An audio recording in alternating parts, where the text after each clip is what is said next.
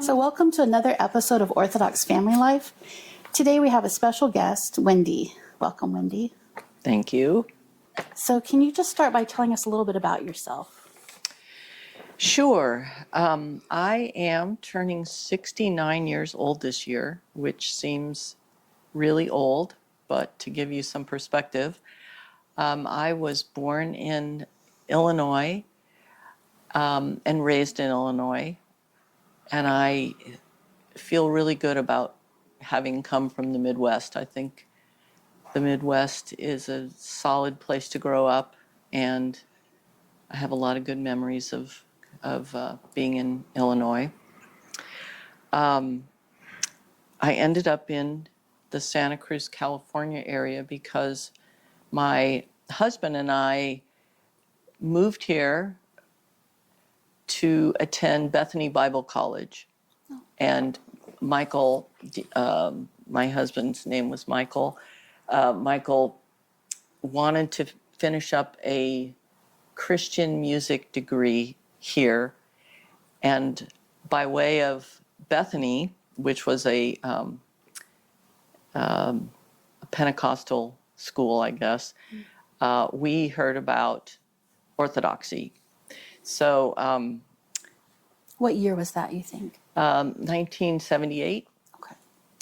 And we heard about an organization called the EOC, the Evangelical Orthodox Church, and we attended it, and it resonated with both of us, and we started attending that and joined that church, which eventually came into Orthodoxy through. Oh gosh, that history is long enough. I'm not going to even go into it. Let's stick to me. People can read about it in Becoming Orthodox if they want to know. Sure. Right. Sure. There it is. Sure. I was raised in the Lutheran church, and I was one of those weird little kids who actually felt like going to church. I continued to go to church even when my parents stopped going, and I had to walk way across town to go to church, and I sought out church opportunities.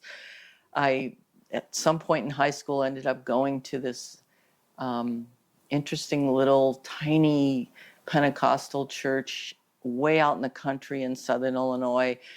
My mom, God bless her, drove me there and dropped me off, and it was an all-day affair, and it was wild and real and exciting and different, and I never quite could buy the whole thing, but I was searching.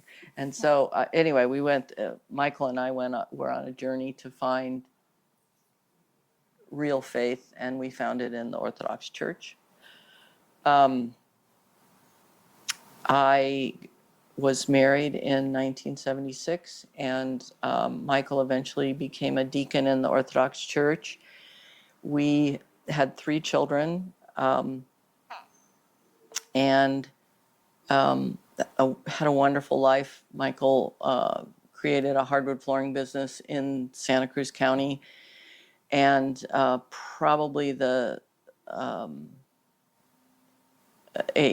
most striking thing was in 1999, he suddenly died of a heart attack, and we were both 43 years old, which changed everything. Right. Well, before we go on to how things changed, can you tell us a little bit about Deacon Michael? Because I'll tell you what I remember. Okay. I moved here in 95, so I only knew him from 95 to 99. But what I remember is just how much you loved each other. Just like enjoyed each other. And, that's, I hate to say, kind of uncommon. Right. But you seem to really enjoy each other's company. We were such a team. I actually have goosebumps saying that. I know, I'm about to cry already. Yeah. It's a beautiful thing. He was full of joy. He had a beautiful voice. He loved being a deacon, and and the biggest gift that Michael gave me was he loved me without wanting to change me. And I cannot say that I gave him the same gift back. I was always trying to fix him. He never tried to fix me. And on the other hand, I totally appreciated who he was and the joy that he brought into every situation. We had a lot of people over. We were always the ones inviting. Mm-hmm. My children grew up going, Mom, how come nobody ever invites us over? Which is a whole other topic that you could have sometime about hospitality. But I finally, at a pretty young age, realized that there are those people who invite and those people who don't. And for whatever reasons, and we were inviters. And we had a really lovely, joyful home. Michael worked really hard, but he walked away from it when he got home, which is a talent. A lot of men and women can't figure out how to do that. But our marriage was based on friendship. We met in junior high. Oh, wow.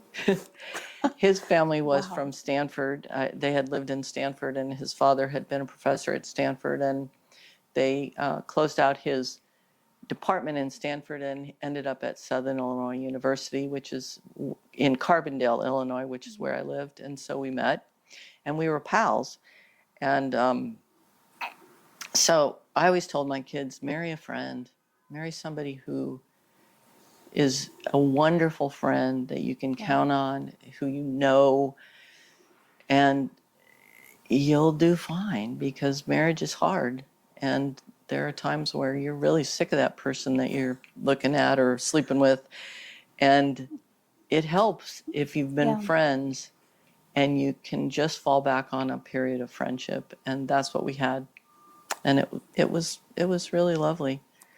Well, you could see it from the outside. You really could. Thank you. And that idea that just accepting you for who you are, it's such a beautiful thing. And I am terrible at that. But I think men probably do it a little easier than women. But they do have a hard time dropping their work when they walk in the door. I think that men tend to. Well, right. And I do think that being accepted physically for who you are is a gift that it can't be overappreciated. Typical of women, we never like the way we look, or we got, oh, this could be better or that could be better. He did not care. What a gift to have a husband who loved me exactly the way I was. But he wasn't worried about conversations I was having or how I appeared, and he didn't worry about anything. He just accepted the fact that we were a team, and he trusted me. It's like love, trust, freedom. That's Friendship. all. Yep. Friendship. That's all wrapped up together. Yeah, and it makes for a glorious relationship. It's a rare gift. It was very, very dear. And my kids grew up with parents who obviously loved each other, and that was a gift to them. It is, yeah. Although I sometimes wonder if kids that have that recognize what a gift it is. Coming from more of a dysfunctional family, like I see it for the gift that it is, but thank God they don't have that, and they just think it's normal. Like that's a good thing. I don't know. I think my kids saw it and they wanted it in their own lives. Good. So 1999. So at the time, I was the principal at the academy that our church had. It was a kindergarten through 8th grade school. And Michael was late coming home one night, and didn't call. This was back in the day when cell phones were the same size as bricks. And it may have been that his cell phone was not functioning or something, but at any rate, it was odd for him not to let me know that he was going to be late. And I ended up going to his office, which was in another place, and looking on his calendar and figuring out where he'd been working. And then I called an employee, a good friend of ours, and asked if he knew where Michael was working. And he told me that it was at the place that was on the calendar. And I called, and a daughter answered the phone. And when I said who I was, she said, "Let me get my dad." And this man came on the phone and told me that Michael had died there. And I said, "Well, I'm coming." And he said, "No, you can't. The coroner's here, and they're taking him away." Without going into all the details of it, it was the mercy of God that I went on autopilot.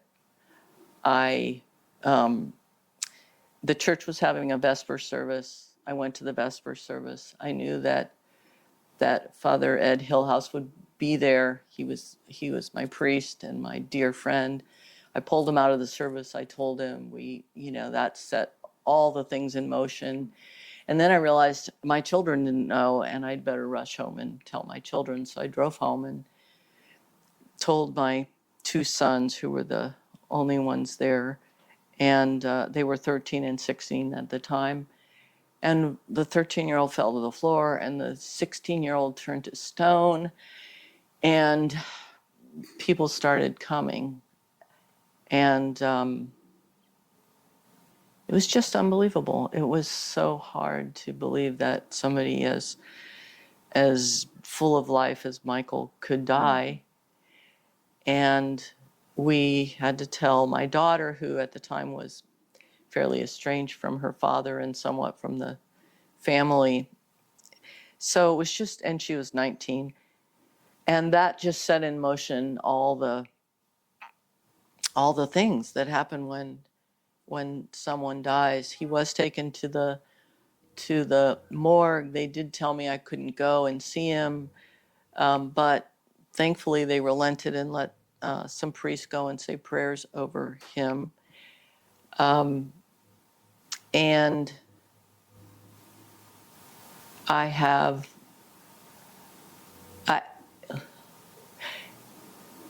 somewhere in that first day, I said a prayer, and I asked God to help me be present. I said, "Lord, let me be here for this. I don't want to go over this or under this or around this. I want to go through this. I want to do this. I don't want to miss it," because I had friends who had lost people, and they went into a daze or a fog or whatever. Mm-hmm. And God granted me that prayer. He gave me a presence of mind to recognize people I hadn't even met who came to the funeral, contractor friends of Michael's. I had heard their name, and when they introduced themselves, I had recall of that, and lots of things happened that I just think was the grace of God letting me live through a unbearable situation and get through it with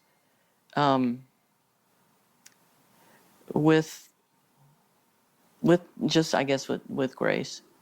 I actually remember that. Now that you bring this up, I remember the funeral, and I remember having the thought of, like, how can you seem so together right now and taking care of everything? I even remember the meal. It was a Hawaiian pork, right? Yeah. And it showed on the outside. I mean, it's a beautiful prayer, but it's also a kind of a terrible prayer in a sense of not bad, terrible, but just asking for that, which must have been incredibly painful to be there. It would be easy to check out, you know. Many people do. Yeah.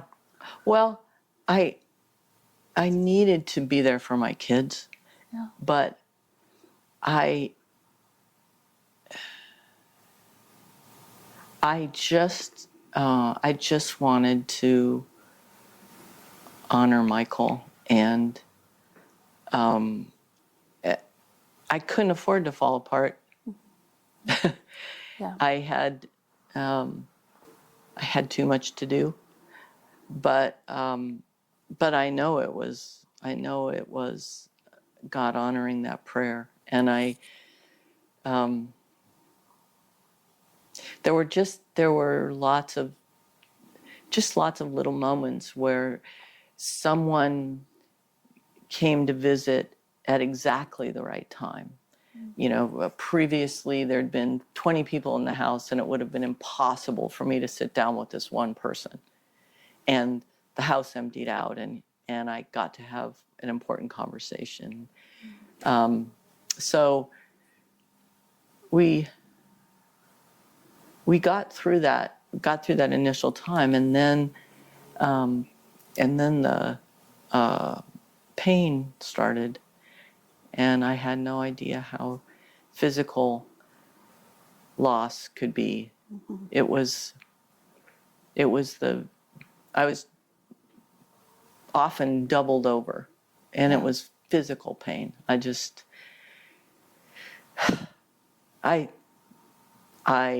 There was a huge letting go inside of me. I thought, well, if Michael cannot be here, then all bets are off. And it wasn't anger at God. Yeah.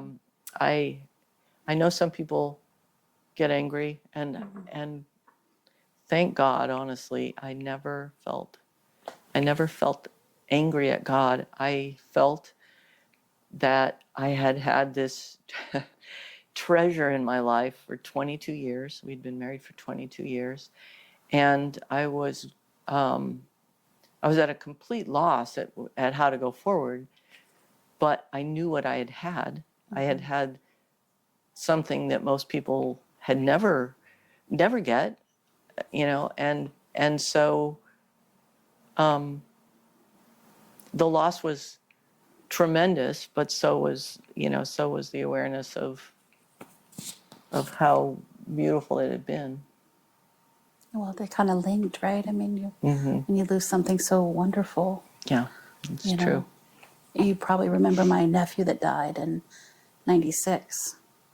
And he was 5 years old when he died. And so, I haven't lost a spouse, but we've had this, sudden tragic death in our family. And you do feel that physical pain. It was incredible to me. There's all the Psalms about, your gut and you kind of you feeling that way. It's true. It is true. It's true. And in the same way, I could kind of fall apart. But once I went back to Florida for the funeral, it was, I was in a position where I had to put the funeral together and kind of be that person. And, like you said, you have to just step up and do that. And then when you come home, you can fall apart, Yeah.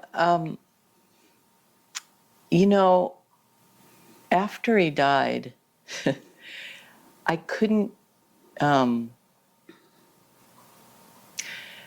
get together with my peers, with peer couples anymore. Mm-hmm.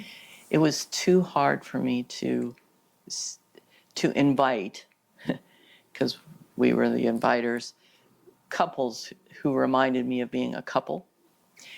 But what I did, and maybe this is a recommendation if anybody goes through something like this and has teenage children, of which I had 3, I invited 20-somethings to my home for dinners, and I provided dinners, and we had laughter, and it was so oppressive to not have Michael in the home because he was such a big personality. So I filled it with people who my kids could smile and laugh with. It didn't take away the, the loss, but it was a good thing to do. Somehow I knew I had to keep something alive, and there were some really good people who I had over on a regular basis, friends, and that was one really helpful thing I did. Yeah, because you can get lost in the sorrow. Yeah. I've known people that just, go down that road, and if they don't have people around that can support them. And it's interesting, though, that you say that you were inviting people, so you're still in that position. I mean, I was. was there things that people did for you that were helpful? There probably are things that I could come up with, but what I do remember is we weren't very good at figuring out what to do with a young widow. The church that I was in had lost Father Terry Somerville 3 months earlier. Right. So here were two families who had lost their fathers, and everybody would have liked to have done something, but there wasn't any. There wasn't even a practice of bringing over casseroles or food to families in need, because it hadn't happened yet. It was like brand new territory, people losing a spouse. For this community. Right. I didn't realize that, actually. Yeah. At least that's the way it felt to me, So I felt pretty isolated on some levels, but maybe that was the message I gave out. I can't really know, but I will tell you, I did feel like people still thought I was the same person that I was before Michael died, and I was not the same person. I was a very diminished person. Our relationship was very. I mean, we helped each other in a thousands of ways, and now everything was on me. I mean, that's what happens when your spouse dies. You've got to figure out how to live your life, and in fact, I had to quit the one thing that I dearly loved doing, which was being principal at the academy, and I had to become a California contractor to take over the hardwood flooring business, which I did, by the grace of God. And I still have that little business. We needed it as a family to survive. And at the time, I remember jokingly thinking, well, let's see, I can get rid of my kids, the academy job, or the flooring business. And I can't get rid of the kids, and I need the flooring business. So I guess I have to let the academy go. Yeah.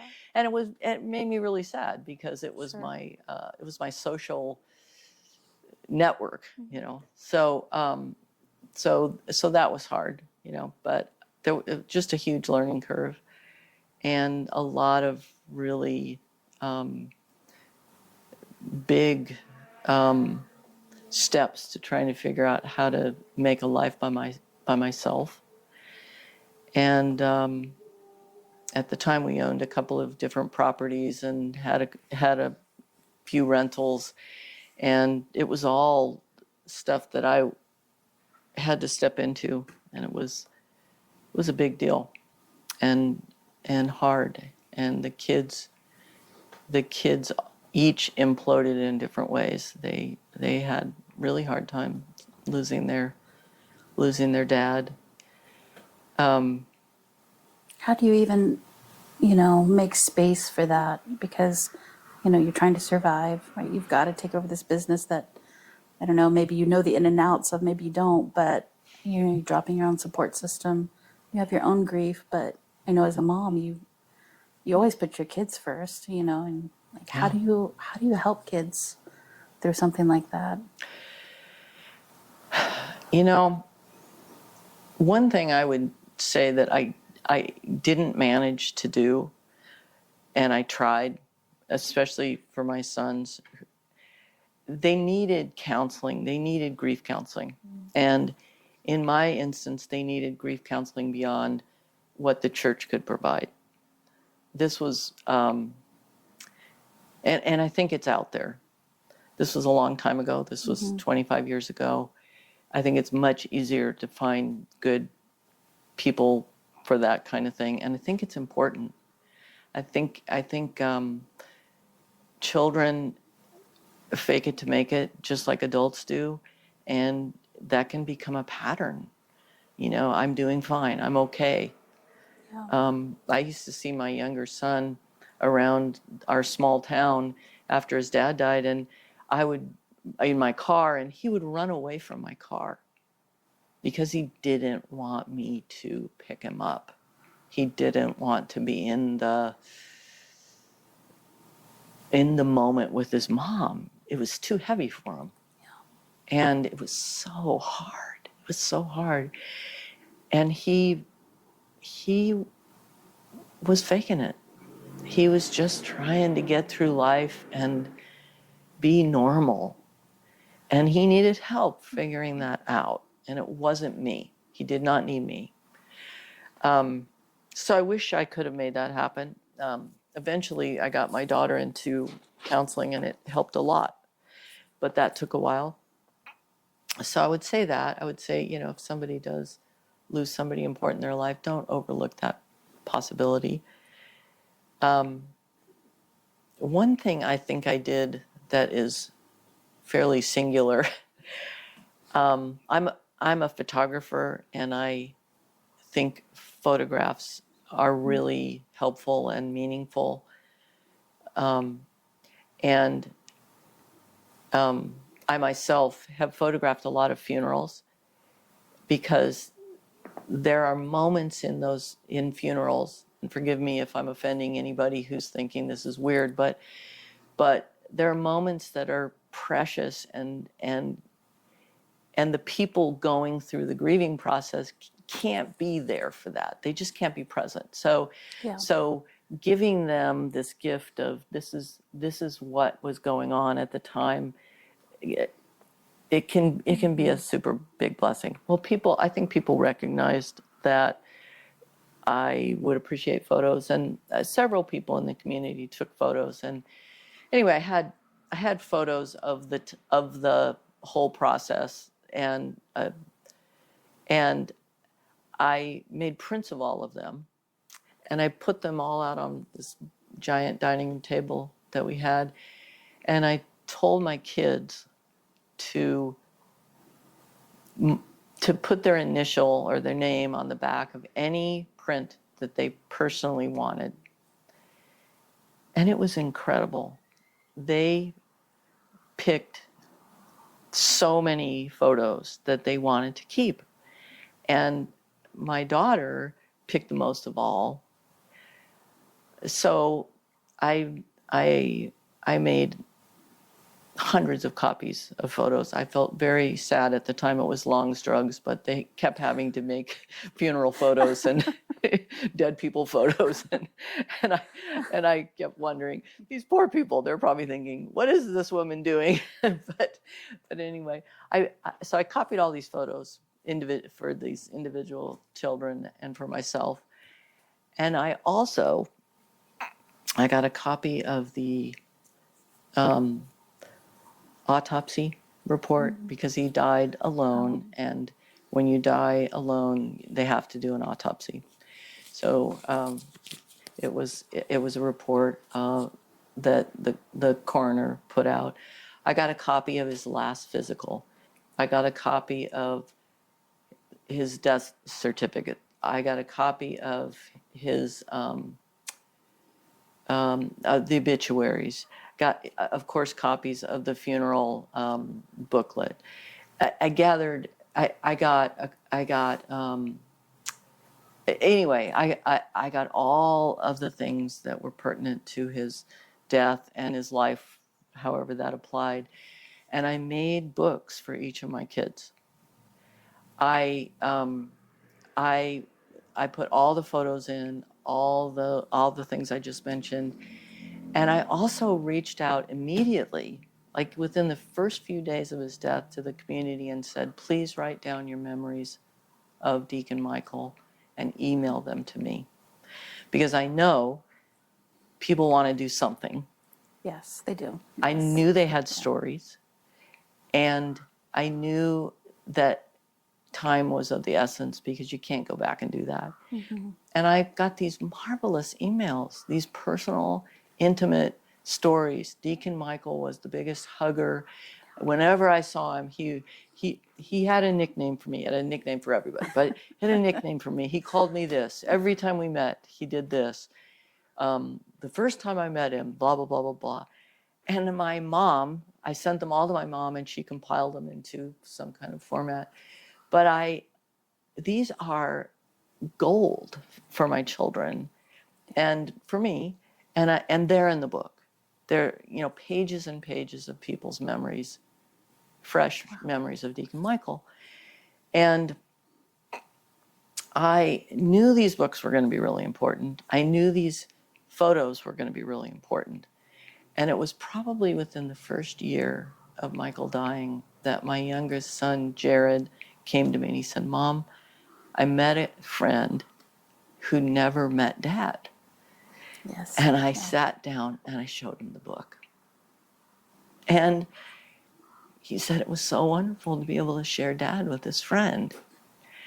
And I knew my children would potentially have grandchildren. Mm-hmm. And how do they get to know their grandpa or the history of their grandpa or any of that stuff? And so they have it, and it just was, it was just a gift from God that I thought of doing this thing.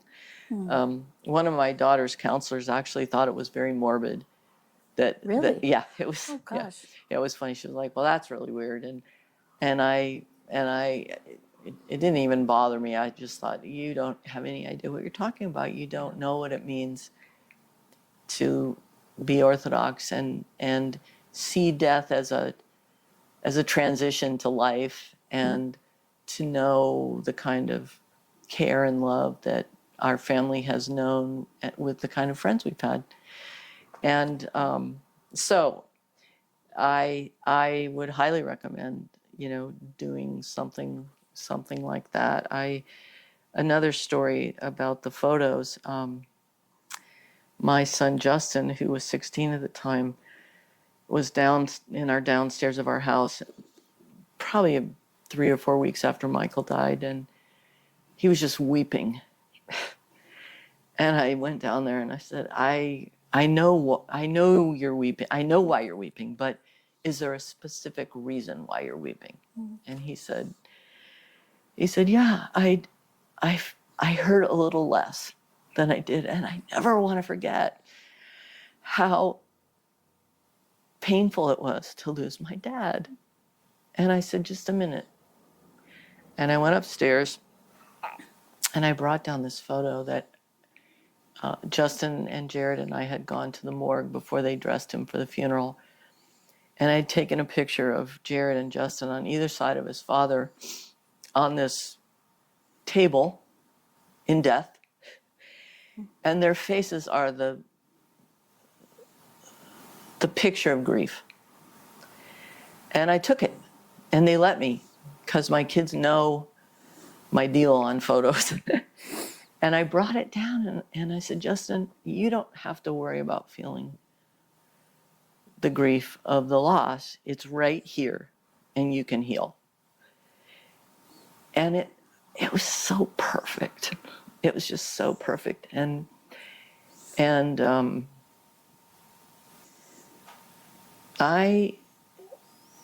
intention with my kids was to do that straight up the middle, not to the left, not to the right, not over, not under, not missing anything. We approached every family event in the first few years after Michael died with, we've always done this. For instance, we've always taken our Christmas picture on Christmas Day in front of the tree. Are we going to do it this year? Yes, we're going to do it. So we did it. We've always gone camping or done this or whatever. Are we going to do it? Yes, we're going to do it. And we talked about him all the time. He wasn't he wasn't taboo. It was never not a subject. We talked about how we were going to continue living together, and make no mistake, it was super hard. Sure. But it was a hard healing process to have those kind of conversations. And it, my kids still struggle with all kinds of things, but I don't believe they struggle with how we did Dad's death. I think. Yeah, I think a lot of people, when they when they have a friend or a loved one who's grieving somebody, like you said before, they want to help, but people often don't know how. And I don't think people would think of taking pictures at a funeral because, they're worried about crossing some line, or am I going to offend you? Am I going to hurt you or do something inappropriate? And even just bringing up the person's name, am I going to make you sad? And, I know that's, how I felt with my sister. She lost her son, and I was very ginger about mentioning him. But as the years went on, it's like the people who knew him are dwindling. Yeah. Right. And so it's a great joy to be able to say, I remember. Yes, because we do remember. Sorry. No, we do remember. And that we remember, not just me, but that we remember. Yeah. Yeah. And this year we had Deacon Michael's 25th memorial, and I had a party. We had pulled pork and the beer he liked that nobody else particularly liked. and we told stories. And it was super heartening. It was it was loving. And I had a few people come up and say, I didn't know your husband, but now I feel like I do know him a little bit. And it was mostly people who had known him, because I didn't try to introduce him to the world. But I think it's, we honor the saints, and we know their stories, and we read their stories every year. And Michael was certainly not a saint, but he is remembered every year, and of course always in our hearts. But I think it's one of the healthiest things about Orthodoxy. One of his younger brothers died right before our wedding, and a number of years later, one of the nieces said to me, "Nobody ever talks about Peter. I don't know anything about Peter." And I said, "I have loads of Peter stories. I'm happy to talk about Peter." But that the family they had no method. And I think Orthodoxy gives us a method to remember people and to joyfully talk about them, and it's part of the healing. Absolutely. And in America, I think everyone wants to hide death.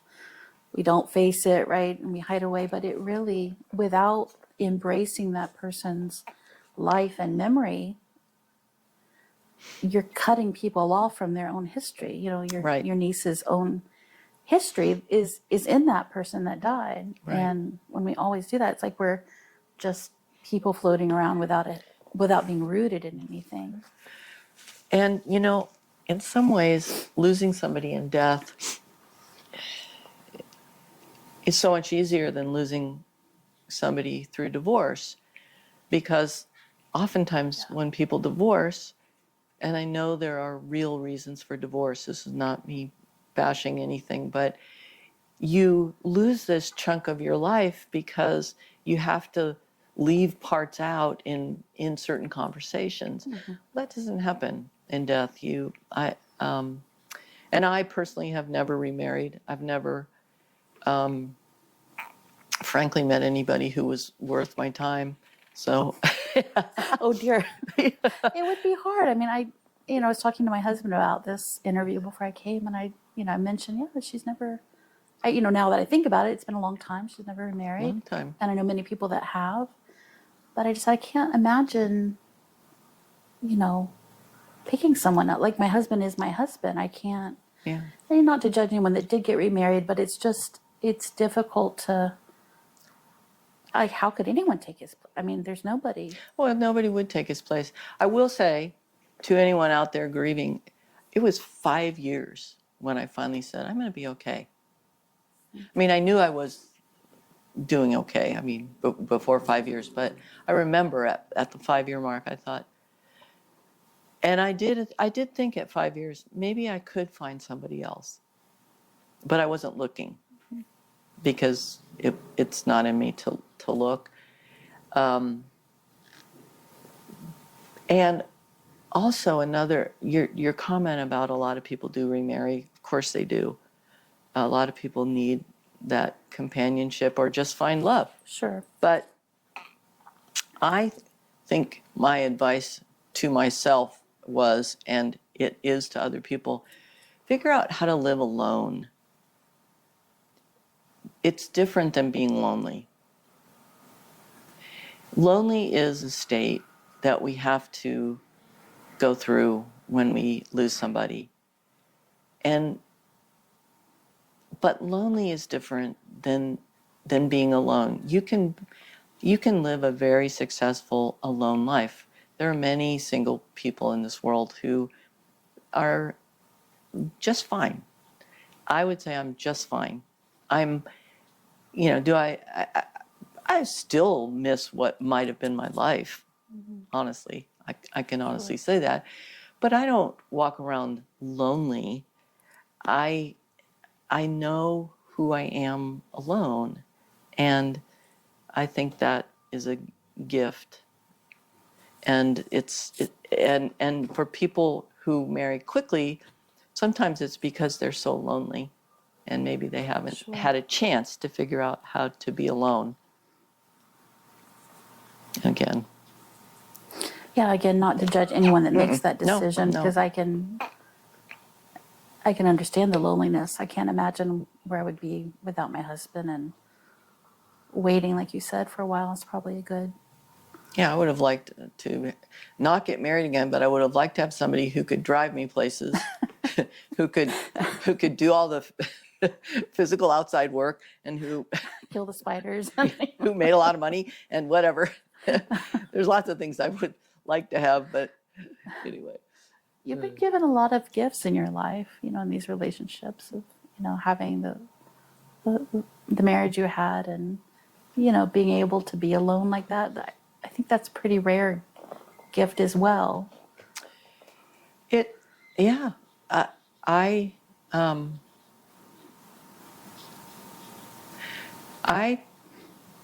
have had a lot of challenges, and I think that, in fact, I made a bumper sticker many years ago that I've had reprinted. It says "The struggle continues," and it was actually a skateboard sticker that my son picked up when he was 13, and I thought that is so Orthodox. It is. The struggle continues, and I needed it. It was after Michael died. I needed it. I give them away on the regular, but life's worth living, and it's worth the struggles, and I'm sure of that, which doesn't mean it's easy at all.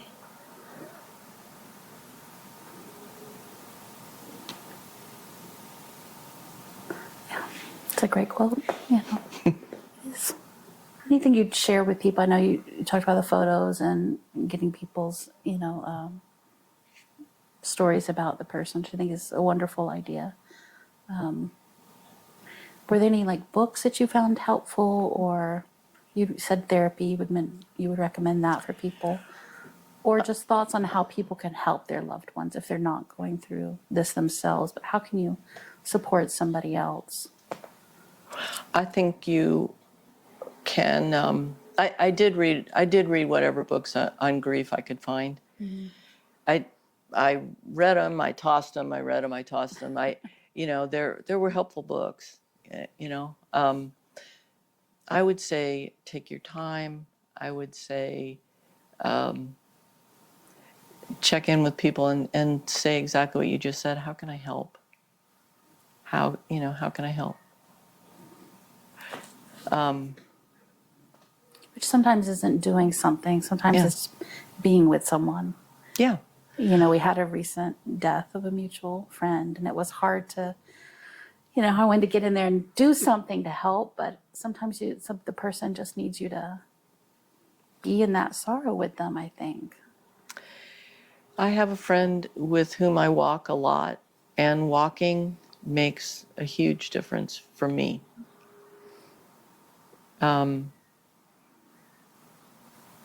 Sometimes people need to be drawn out. I would imagine it'd be easy. I have a friend who recently lost a husband, and she went into a pretty dark place, and she is coming out of that place, and it's been a coaxing process, because you have to coax sometimes. You have to keep checking in. You have to keep saying, I'm here and I'm not going away. Yeah. I happen to have 3 teenagers that I had to deal with. But if you're older in life, losing somebody, I could see where you could retreat and never come out. And that, I suppose, would be when you need to have friends who are willing to just gently nudge, maybe even see where you need to go to the doctor. Yeah. But I can only speak to my 43-year-old self. I think about how old I was. Yeah, I thought I was old. I thought I was an adult back then, and now I look at my children and go, "Wait a minute." Doesn't seem so old now to me. Yeah, you weren't like I was. but you know, I think people we need to just check on each other and pray for each other. Well, thank you for sharing your story, Wendy. You are welcome. I hesitate to talk to people about such personal things, as I said, but it's in a hope that other people out there, because most of us will go through this at some point, and it's good to have some idea of what you're about to go through. I told you before the interview started that both my parents died within 4 months of each other. Oh boy. And there was so much that I regret about that. But you only get one shot at it. That's right. And it's like, well, now I can say things to people whose parents are dying and say, hey, you need to be there in a attentive sort of way, and don't worry about this. And but That's true. I didn't know it at the time, and you don't know what you don't know. That's right. You don't know what you don't know. And we just need to treasure what we did do. Yeah. And forgive ourselves for what we didn't know. Absolutely. Because we'll drive ourselves crazy otherwise. That's and right. It's all a forgiveness game, because it's not profitable. Right. There were missteps I certainly made with my kids, and thank goodness they are not holding those to my knowledge. But we do our best, and that's probably the best thing to hold on to, is maybe if we just looked at people and thought, that person is probably doing the best they can do right now. And sometimes that's just waking up and dragging one foot in front of the other. That's right. That's right. Especially during a grieving process. Yeah. That could be the very best. Yeah. Thank you, Wendy. You're welcome.